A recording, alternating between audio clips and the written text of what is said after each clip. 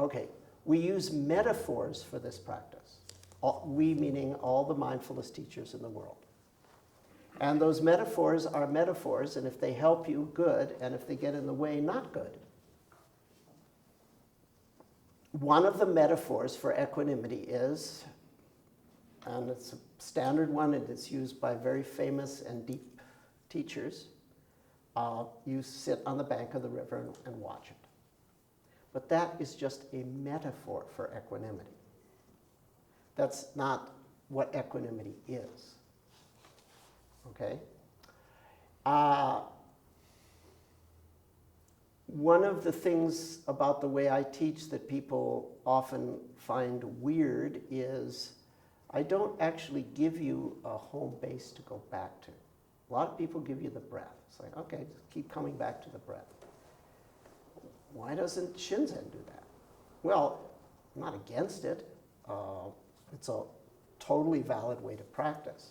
But there is a reason why I don't give you a place to stand. And I quote no less an authority than one of the great enlightened masters of China, Lin Ji, who says, inside of every human being, there is an authentic person that has no position. 无畏战人. The authentic human with no position. If I were to characterize the experience of Zen practice at Mount Baldy, I would say it is decentering. You've heard of centering prayer? That's decentering prayer. Gives you no place to stand. It's very disorienting.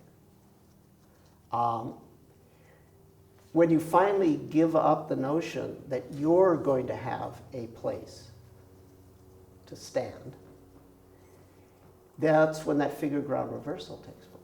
That's when you're doing three-dimensional Zen, as opposed to flat Zen, which would be the Zen put down of the way Vipassana is often done, from a fixed perspective. I'm over here, sitting on the riverbank, watching the river. Well, if that works right, at some point you will become the river without being caught in the river, if it works right. But if it doesn't work right, you're going to spend 20 or 30 years on the bank of that river and never be liberated. So I don't want you to have a place to stand. I don't want you to have a center. I want the center to have you. It's a completely different experience. It's intentional. So it is hugely not a problem if you cannot find a place to stand while you do Vipassana. It's like hugely not a problem. It will be a problem if you don't have some modicum of concentration, clarity, and equanimity, though. But that's why I asked you the question about the spoken labels. Once I determined that you were doing something, then I could say with confidence, absolutely, do not try to find a place to stand in general, ever. And just let the place.